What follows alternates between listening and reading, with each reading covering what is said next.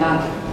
Thank you, Vishaka, for the introduction, and thank everyone for being here. You could be doing anything on a Sunday afternoon, and you've all decided to come here, so that speaks to your wisdom. You know it's good for you.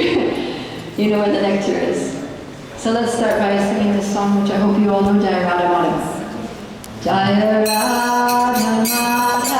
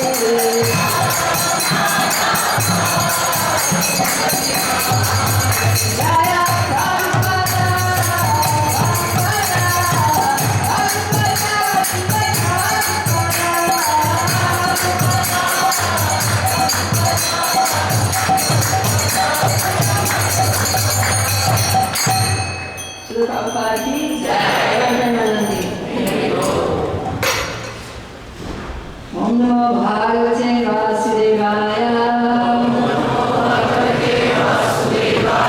Om Namo Bhagavate Vasudevaya. Om Namo Bhagavate Vasudevaya.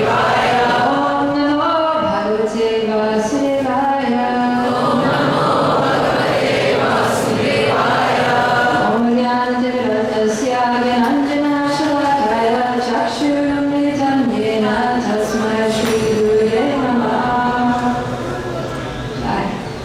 So today's discourse is on the topic of becoming a spiritual scientist. So in my student days, I was studying science. As Vishaka mentioned, I got a degree in human ecology. I did an internship at Harvard University, Department of Biological Sciences, and I was actually invited to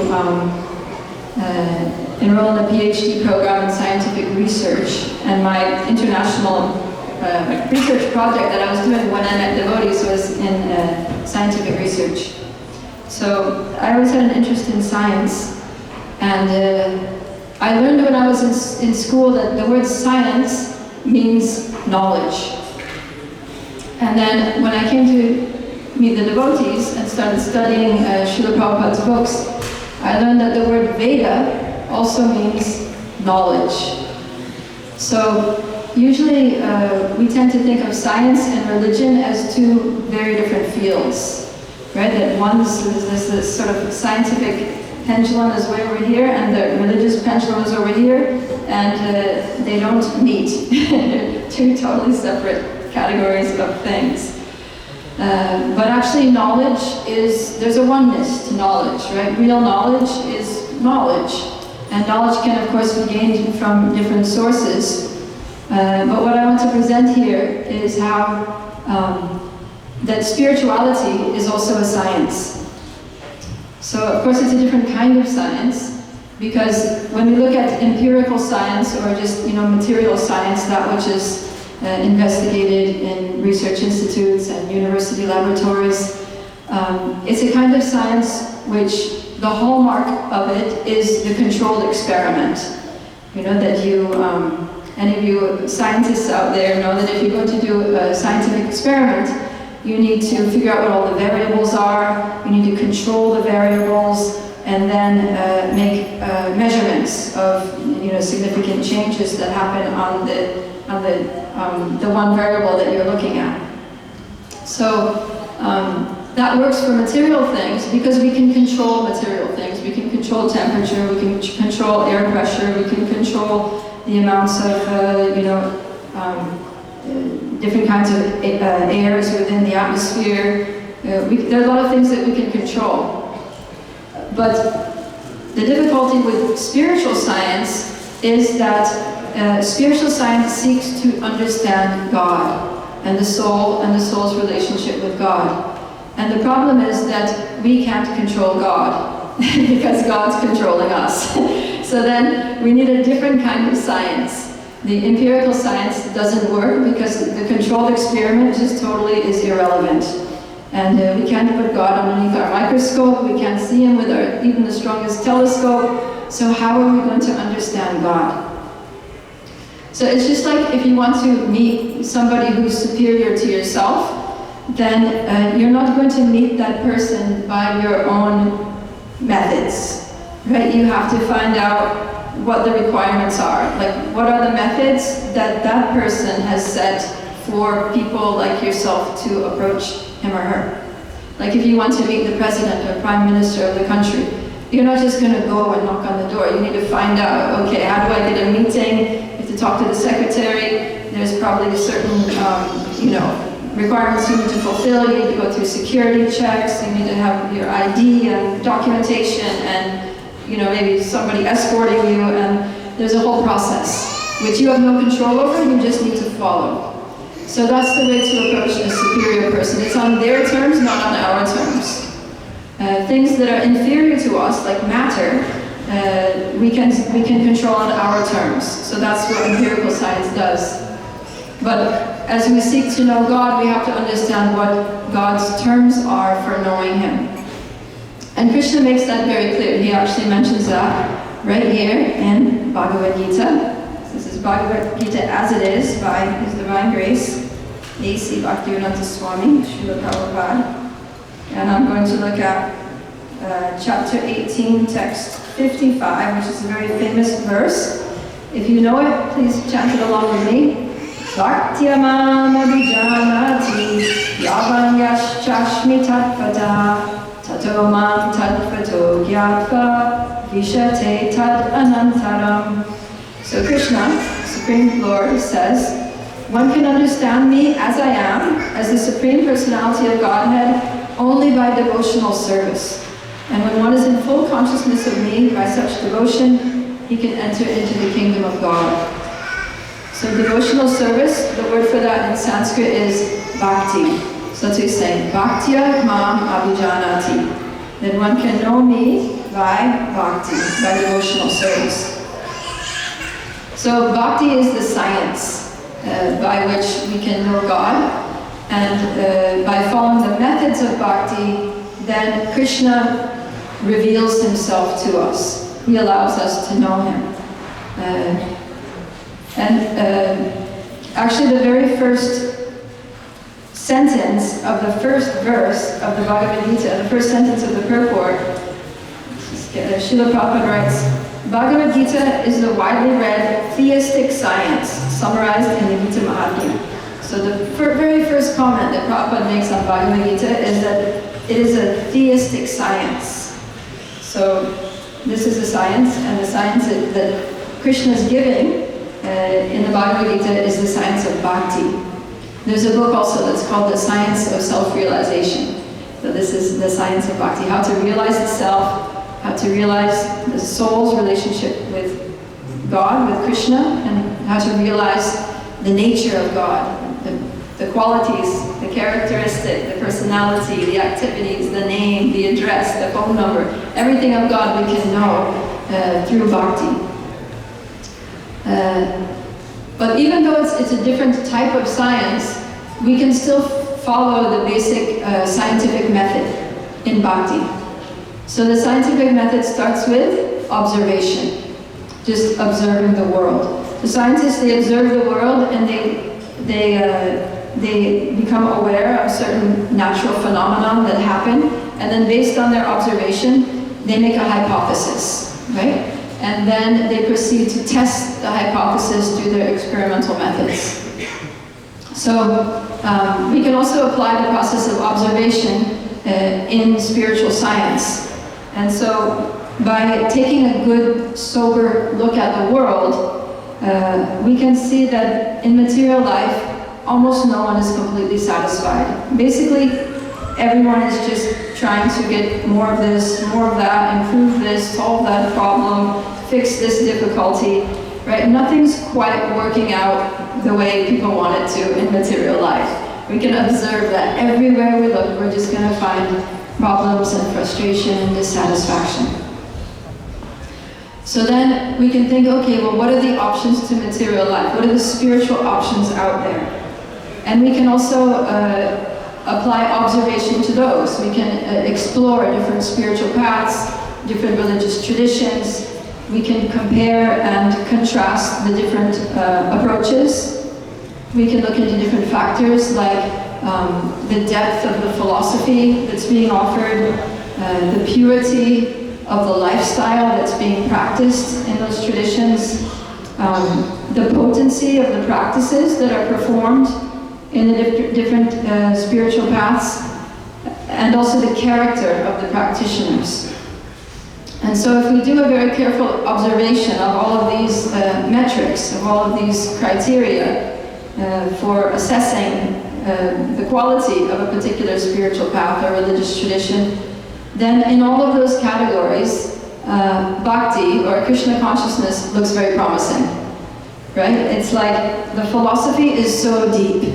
You know, just go to any devotee's bookshelf. You know, there's so many books. There's Bhagavad Gita, there's the whole 12 cantos of Srimad Bhagavatam. There's like multiple volumes of Chaitanya Charitamrita. There's, you know, just such a vast body of literature in the whole Vedic tradition. And in the Bhakti, even the Bhakti tradition, there's so much literature available. Then look at the purity of the lifestyle. Who else is following even the basic 4 regular principles of no meat eating, no intoxication, no gambling, no illicit sex? It's like hardly anybody on the planet. But in the Bhakti tradition, those just like entry-level Bhakti. And then building on that, there's so many higher principles that bring you way above just, you know, like a really exalted level of human life through these spiritual practices. And then the potency of the processes.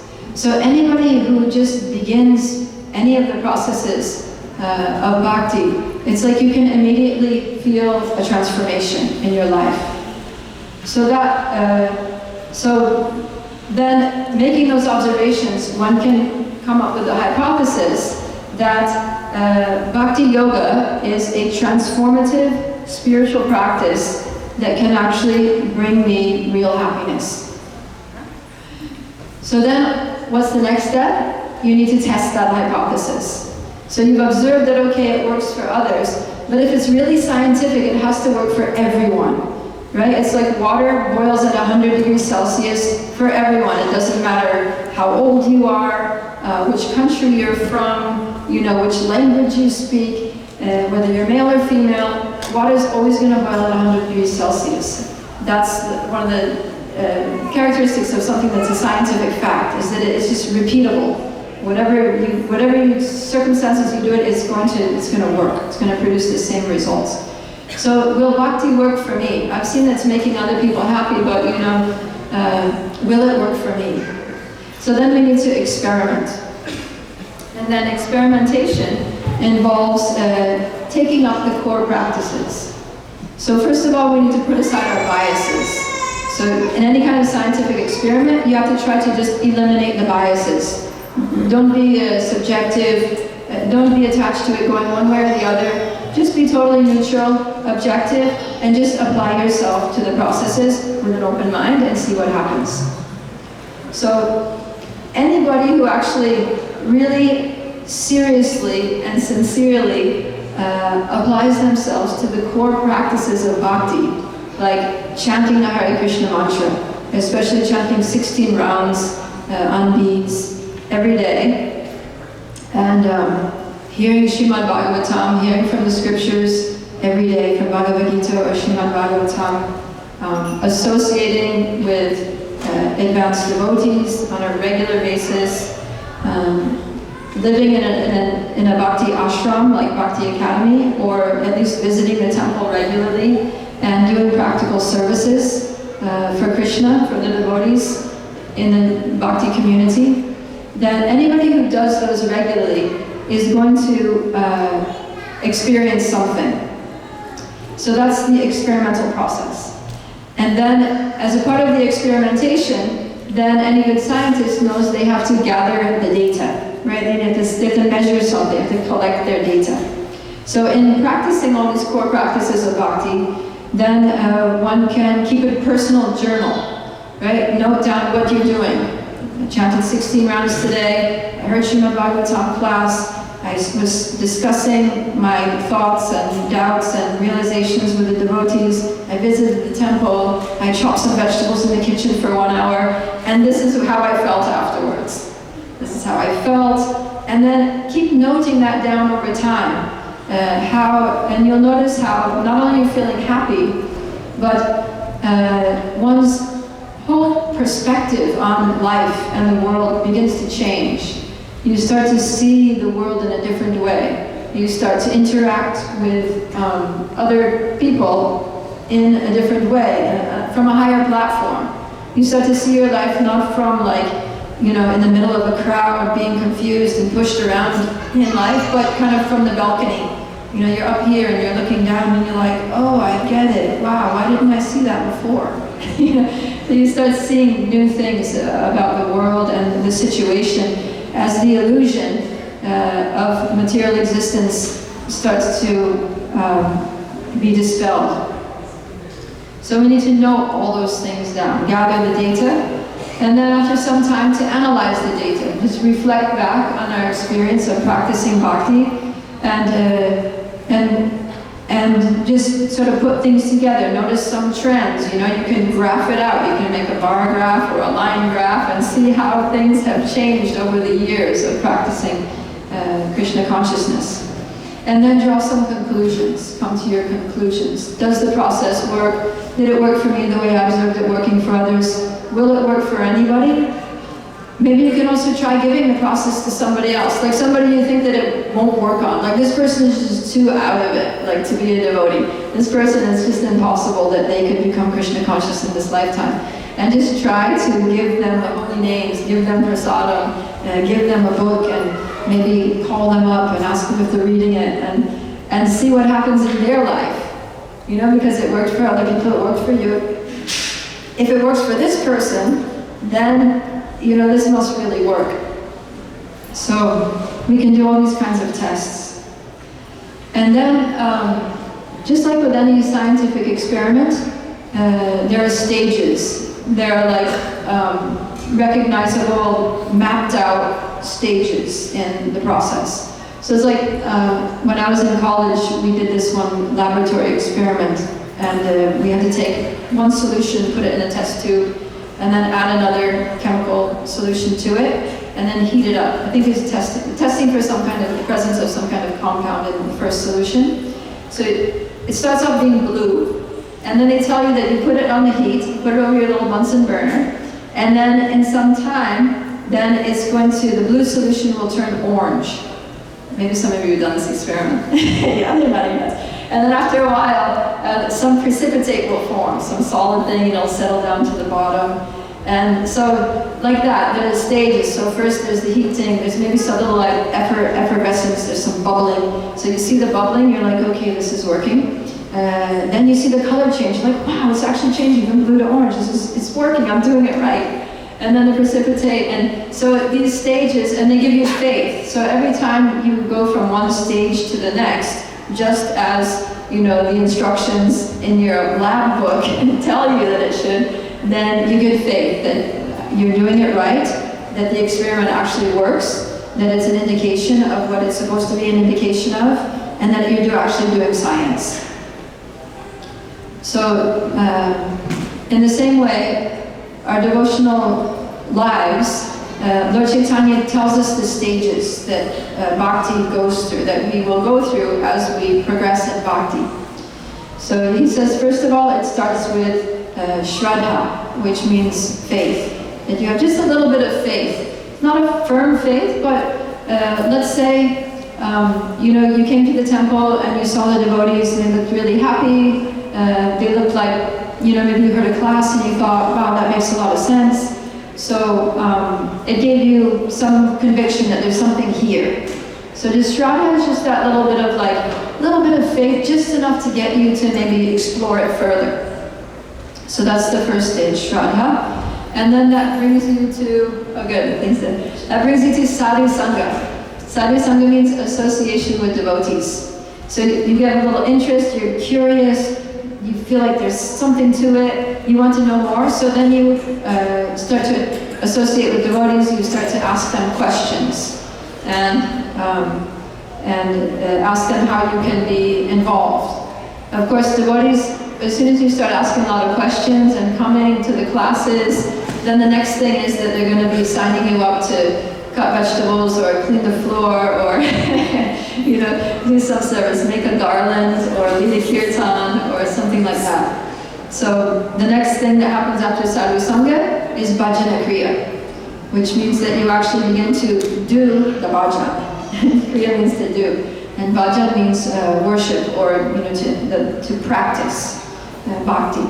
So then you start to engage in bhakti.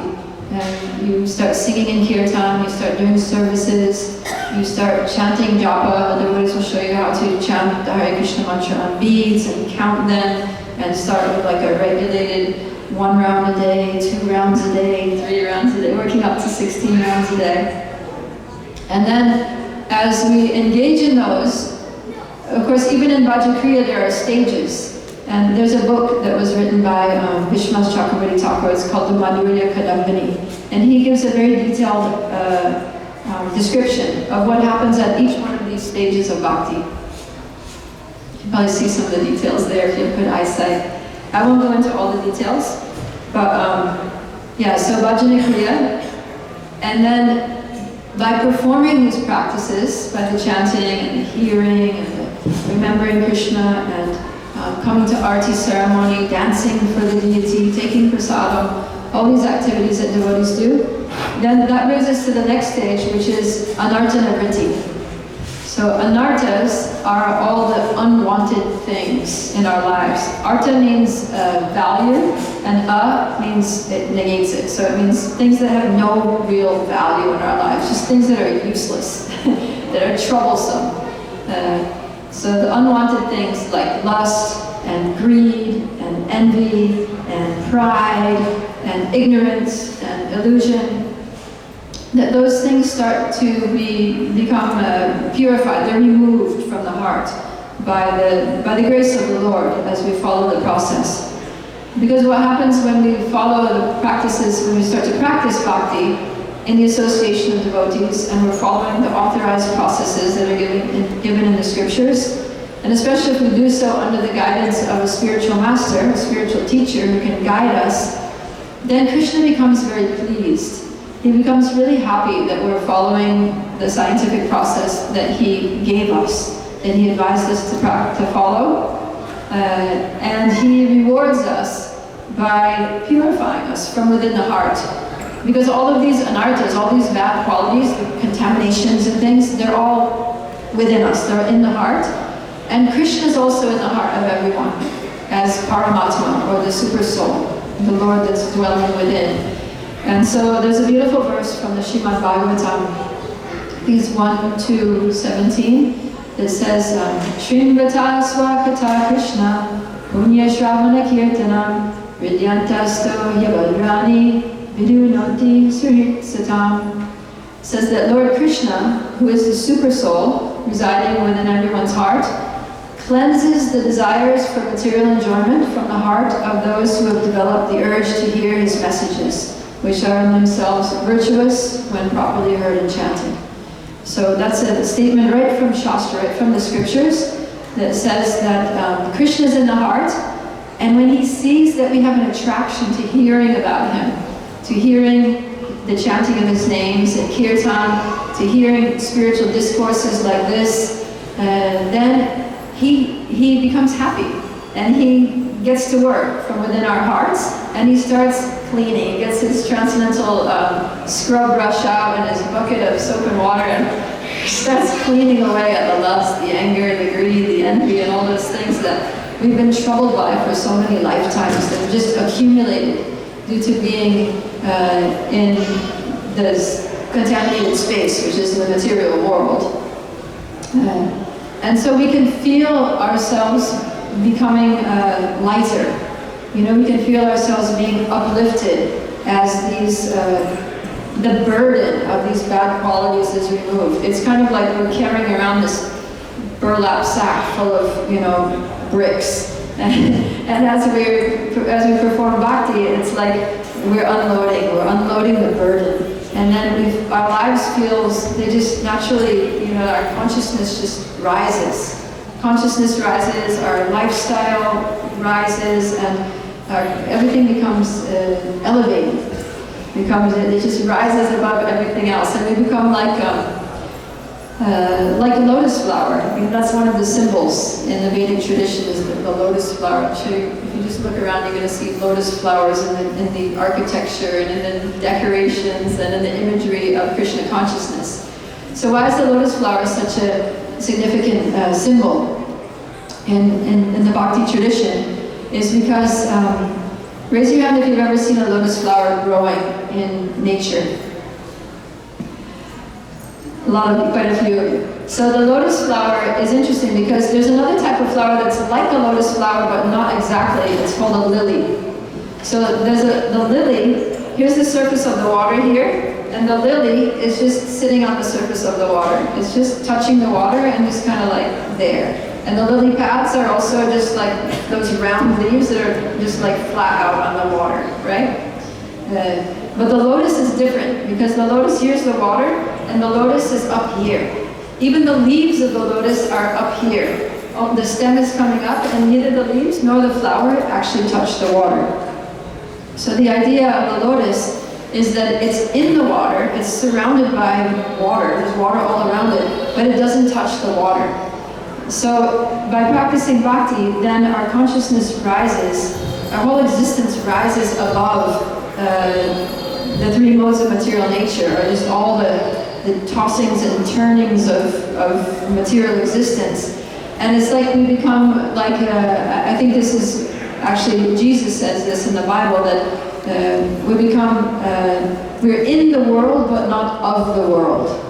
So it's like that you're in the world but not of the world. So we can live in the world and work in the world, have our jobs, our careers, our families, go to school, do things in this world, but not be contaminated or conditioned or really affected much at all by all the material things that are going on around us. Because we're in touch with Krishna. We're on the spiritual platform. There with the devotees, with Krishna, with the holy names, with the process of bhakti.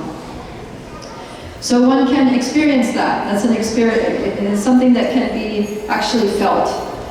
And so, you know, one of the things that Krishna says about bhakti in the Bhagavad Gita in verse 9-2, he says, Raja Vidya Raja Guryam Kavitra Idam Uttamam Pratyaksha Vagamam Dharmyam Susukam Kartum Avyayam.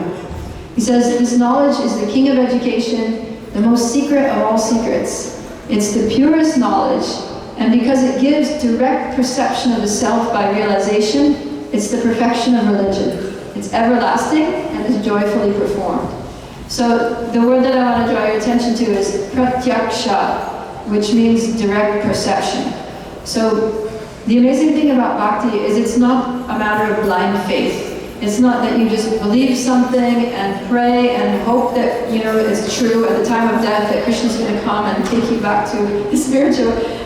It's not that you're just going on a wing in a prayer through bhakti, but you can actually directly perceive. That's what pratyaksha means. You can feel it. You can perceive a change in your life. You can measure it, in your consciousness. You can note it down. It's a scientific result of following the process. So we can actually experience that we're becoming free from all these lower qualities, passion and anger and ignorance and greed and all these things. It's a natural process. We don't even need to think about it. You don't even need to try. It just happens. It's just a natural result because Krishna removes it. So then, as we go through anartha nivritti, the removal of these unwanted qualities, then we come to the next stage of bhakti, which is nishtha. And nishtha means that we become very fixed, we become steady. Because before nishtha, when we still have all these anarthas, they cause so many disturbances. You're trying to live a spiritual life, but then all of a sudden lust out of nowhere just hits you. And you just it sends you for a tailspin. Or, you think you're chanting your rounds nicely, you're becoming good at mridanga or something like that. And you come to kirtan and you really get into the kirtan, but then you start becoming proud, I'm the best mridanga player, I'm the best kirtan leader, I chant my japa so well, I really pronounce Krishna, Krishna, Hare Hare. Everybody else is kind of just slurring it, spacing out, sleeping. You should see how I chant.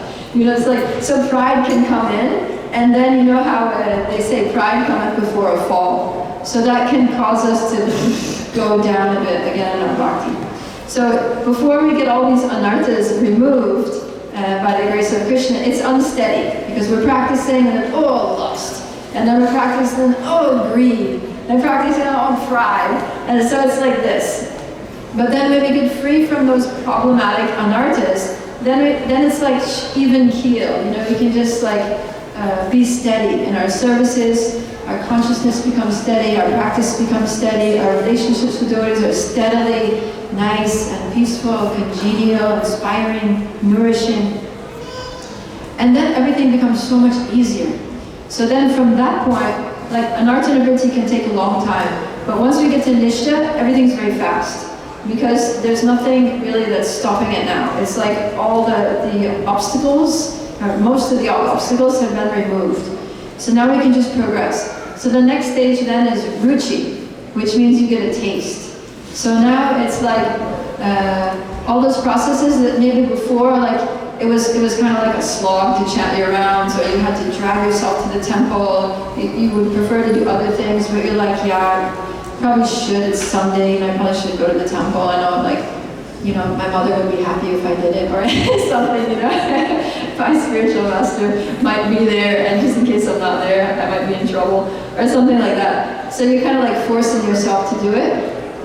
But when you get to the stage of ruchi, it's you love it. There's nothing you would rather do. And when you get into kirtan, you get so absorbed. You're just ecstatic. You're dancing. You're uplifted. You never want it to end like that. So that's ruchi. And because you never want it to end, then you just keep doing more and more devotional service. You just want to just do more bhakti and more bhakti. And then as a result, it just increases, your advancement goes up exponentially from there. So then you come to the stage of asakti, which means you become attached to it. Because now you've got a taste. It's it's juicy. It's you're drinking, some nectar drink, like mango lassi with honey and cardamom or whatever. And it's just you've got a taste, and somebody comes along and tries to take it from you. No, give me back my lassi. So it's like that. It's you become attached to bhakti.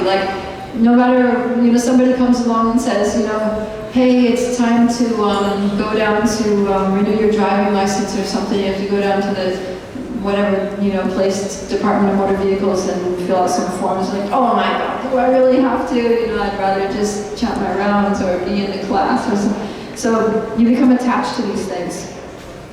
And then as a result of that attachment, see, with each of these stages, Krishna's Krishna's like right there rooting us on. Krishna's like, yeah, you're doing great, you're doing great. And he keeps rewarding us. So with every little bit of devotional service we do, Krishna's rewarding us. And he's rewarding us with more taste, with more of a deep experience. So when he sees that we have the taste, when we see that we're attached, then he becomes even more happy. And he's like, then he just showers us. He opens our hearts. And he enables these spiritual emotions that are innate to the soul to actually start to flow, to actually manifest. Because every single one of us, actually every living being, is a pure soul underneath all the conditioning and all the, things that we think we are. There's a pure soul there, which is a pure devotee of Krishna, which is the eternal servant of Krishna, which is full of love for Krishna. Lord Chaitanya says, Nitya Siddha Krishna Prema, Sadhya Kavunai, Shravanadi Shuddha Chitta Karaye Udai. That every living entity, Nitya Siddha Krishna Prema, that Krishna Prema, pure love for Krishna, is the eternal characteristic of every living soul. It's within us. We don't have to get it from an outside source. But when we do Shravanadi, when we do hearing and chanting Krishna's names and glories, then it purifies our consciousness. Shravanadi Shuddha Chitta. Chitta means consciousness, becomes Shuddha, becomes pure. And then Karaya Udai. Then this love for Krishna, it rises. Udai means to rise. The same word for the sun rising in the morning is Udai. So just like the sun rises, during the night you don't see the sun, it's all dark, but you know it's there. So in the same way, our spiritual lives sometimes look a little bleak. But we know, just like we know the sun is there, we have to know that the love for Krishna is actually in our hearts. It's always there. It's always been there. It's never gone anywhere. It's just always been there. That's who we are. It's really just who we are. It's eternally like that. Just as the sun is always there, although we can't always see it. But if we just give it some time, the sun is gradually going to rise. So if we just give our practice of bhakti some time, that's why we need to be patient. Rupa Goswami says, Utsaha Nishchaya Dharyat. We need to be patient, that, okay, it's going to take some time, but that's the Dharyat part. But Nishchaya, I'm confident. I'm totally confident that I will achieve success in bhakti if I just stick to it. And then with that confidence, then we can have utsaha, enthusiasm. We can be like really fired up, just really gung-ho at doing our spiritual practices. And then that will bring us to these higher, very high stages of bhakti, which are bhava, the stage at which this love starts to awaken, and we become overwhelmed actually with spiritual emotions. And ecstatic symptoms of love for God begin to manifest in our physical and mental, our gross and subtle bodies. And then that leads very quickly to prema, which is the natural condition, which is pure love for God. So these are actually the scientific stages. Just like in a laboratory experiment, the chemicals change from one to the next to the next. If you don't take it off the heat, you have to keep it on a steady flame. So in the same way, as long as we don't stop chanting, don't stop hearing classes, don't stop doing our services, don't stop associating with devotees, then we're definitely going to go through these stages. Just as surely as water is going to boil at 100 degrees Celsius, we're going to attain love of God. It's just an absolute fact. Lord Chaitanya says it, and he's not different from Krishna, he's the Supreme Personality of Godhead. So, and Krishna says this is the way to know him. So this is the spiritual science, and it's not difficult, it's actually very simple, the method. And so by following these processes, we can all become spiritual scientists, and as our scientific practice becomes mature, then we can become knowers of God and lovers of God. So, thank you very much.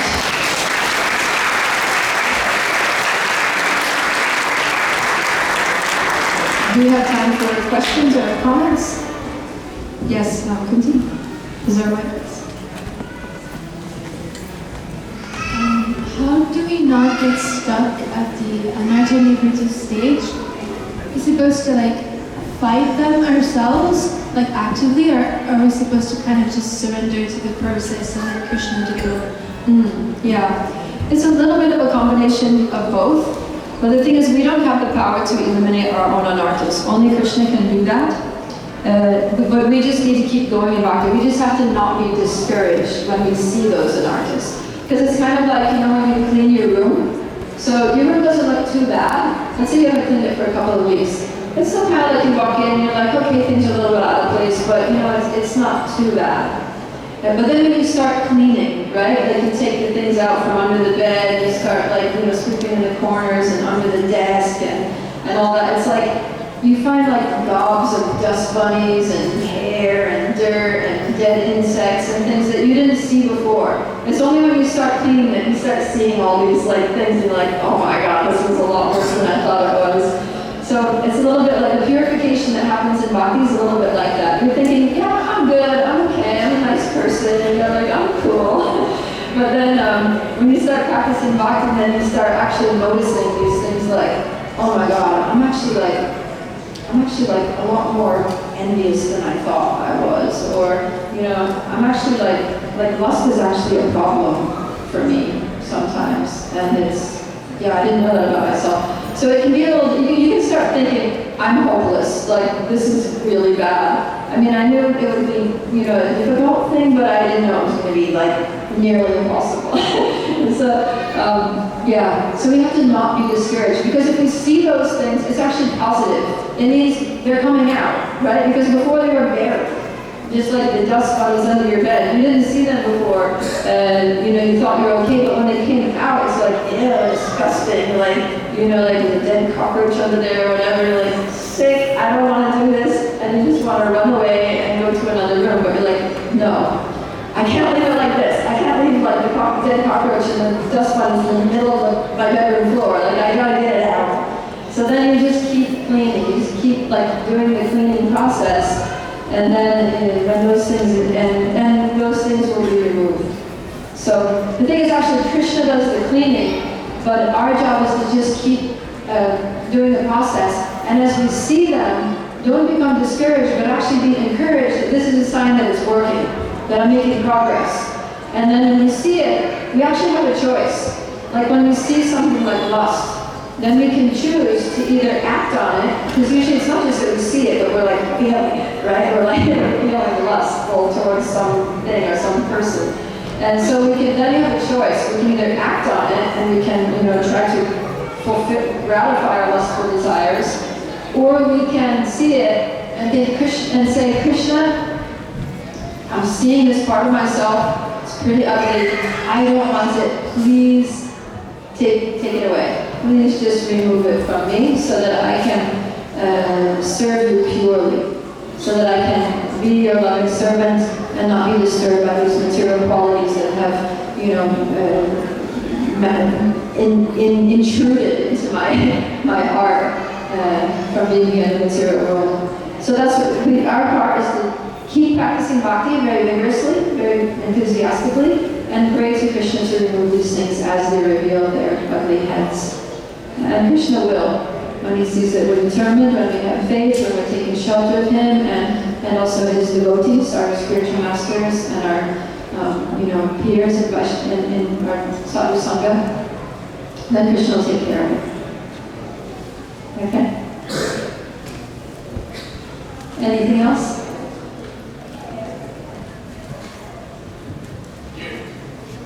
Go back, Eric.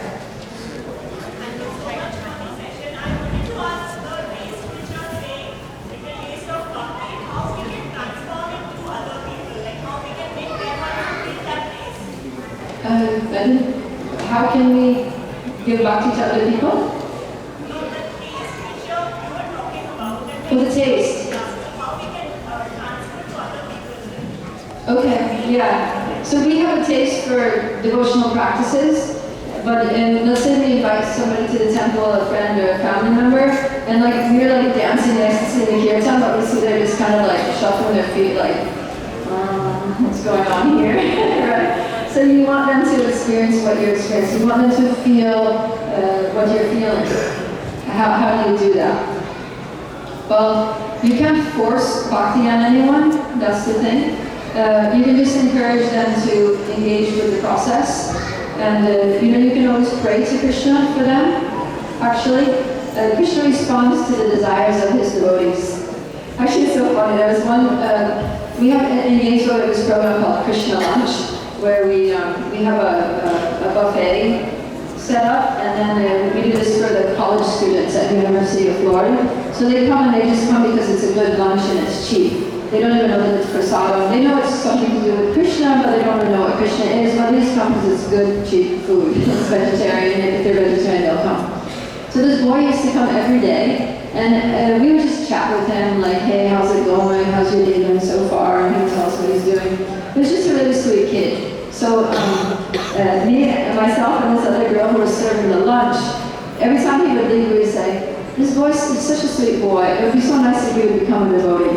And then we started really just like, every time he would come, we'd be like, he's going to be a devotee. Krishna, please make him a devotee.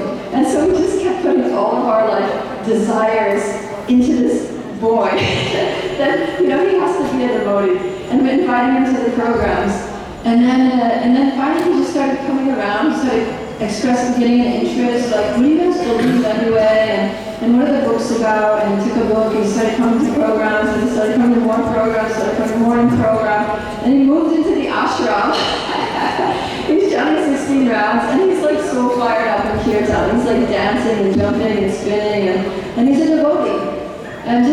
And he always says, and when he first came to the temple, when he first moved into the ashram, the Krishna House at Bhakti Academy in Gainesville, he was just like, I don't know what I'm doing here. I think Prabhupada Priya Bhakti Patricia put a spell on me. But whatever it is, it's really good. So, yeah. So it just shows that, like, just desiring and praying to Krishna, just really calling out to Krishna, please make this person, please give them a taste for devotional service. Because Krishna wants to reciprocate with the spiritual desires of his devotees. And, especially if you're really a surrendered soul, Krishna is always favorably inclined towards devotees who are surrendered. And he's actually controlled by the love of his devotees. Right? We see that in Damodar Leela, how like he allows Mother Yashoda to wrap him up, tie him up with ropes and all that. So he's controlled by the love of his devotees. So anyone who has love for Krishna can make a request, especially if it's a spiritual request to benefit somebody by Krishna consciousness. Krishna's going to respond, and he's going to make little arrangements in that person's life. He's going to tweak their consciousness in ways to facilitate their becoming devotees and getting that transcendental taste. So you can be a part of enacting that. Of course, Krishna does it, and it's up to him. He'll do it in his time frame, but at least we can desire it strongly and pray. And also set a good example, because when they see us happy, then thumbs up. Is it? Okay. Thank you all for bringing such a good audience, and I hope you'll all become spiritual scientists and experiment with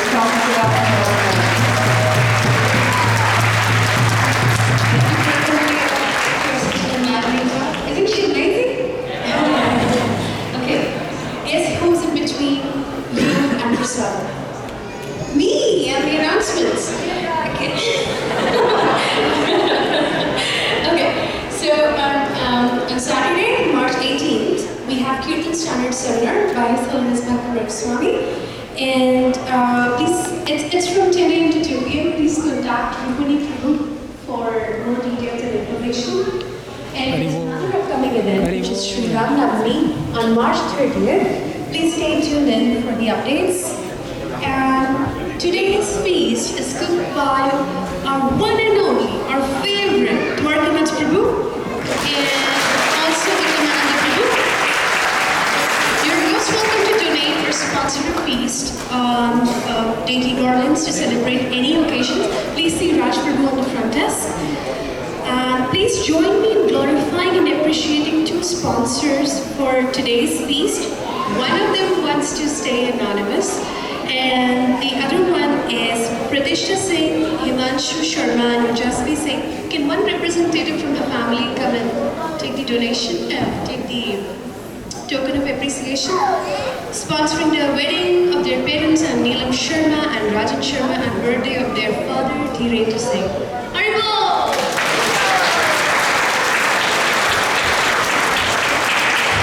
Another sponsor we would like to acknowledge and glorify is Mathan Thiru, who came forward and sponsored the new outfit for Lord Jagannath. And this, our deities are still wearing these outfits. Let's chant Maha Mantra 3 times for all our sponsors. Hare Krishna, Krishna Krishna, Hare Hare, Hare Rama, Rama Rama, Hare Hare, Hare Krishna, Krishna Krishna, Hare Hare, Hare Rama, Rama Rama, Hare Hare, Hare Krishna, Krishna Krishna, Hare Hare, Hare Rama, Rama Rama, Hare Hare. Okay, before we line up for prasadam, we have Her Grace Kumari Kunti Prabhu to speak, who will share some golden words about His Holiness Kanam Swami.